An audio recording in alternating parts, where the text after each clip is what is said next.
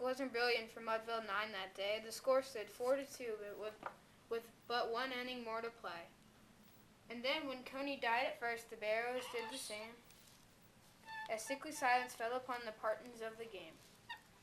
A straggling few got up to go in deep despair. The rest clung to that hope which springs eternal in the human breast. They thought if only Casey could get but a whack at that we put up even money now with Casey at the bat.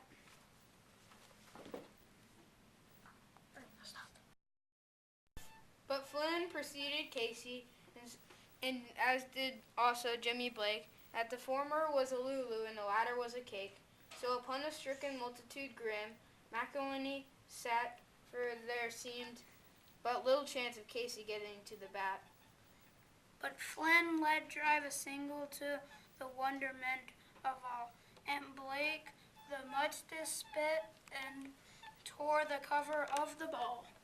And when the dust had lifted and the men saw what had occurred, there was Jamie safe at second, but Flynn hugging third. 10,000 eyes were on him as he rubbed his hands with dirt.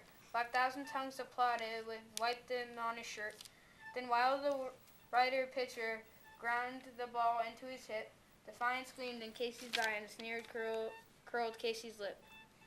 And now the leather-covered sphere came hurtling through the air, and Casey stood watching in haunted garter there. Close to the sturdy batsman, the ball unheeded sped. "That ain't my style," said Casey. "Strike one," the umpire said. "Oh, man, you suck." 10,000 eyes were on him as he rubbed his hands with dirt. 5,000 tongues applauded with wiped them on his shirt. Then while the rider pitcher ground the ball into his hip, defiance gleamed in Casey's eye and a sneer curled Casey's lip. And now the leather-covered sphere came hurtling through the air, and Casey stood watching in haunted garter there. Close to the sturdy batsman, the ball unheeded sped. "That ain't my style," said Casey. "Strike one," the umpire said. "Oh, man, you suck." From the benches black with people, there went up a muffled roar, like the beating of a storm waves on a stern and distant shore. "Kill him! Kill the umpire!" shouted someone on the stand. And it's likely they'd kill him had not Casey raised his hand. With a smile of Christian charity, great Casey's visage shone. He stilled the rising tumult. He bade the game go on. He signaled the pitcher, and once more he flew. But Casey still ignored it, and the umpire said, "Strike two." "Fraud!" cried the maddened thousands. An echo answered fraud. But one more scornful look from Casey, and the audience was awed. They saw his face grow stern and cold. They saw his muscles strain, and they knew Casey wouldn't let the ball go by again.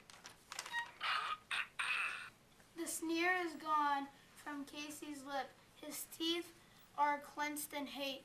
He pounds with cruel violence his bat upon the plate. And now the pitcher holds the ball, and now he lets it go. And now the air is shattered by the force of Casey's blow. Oh, somewhere in favor, the land, the sun is shining bright. The band is playing somewhere.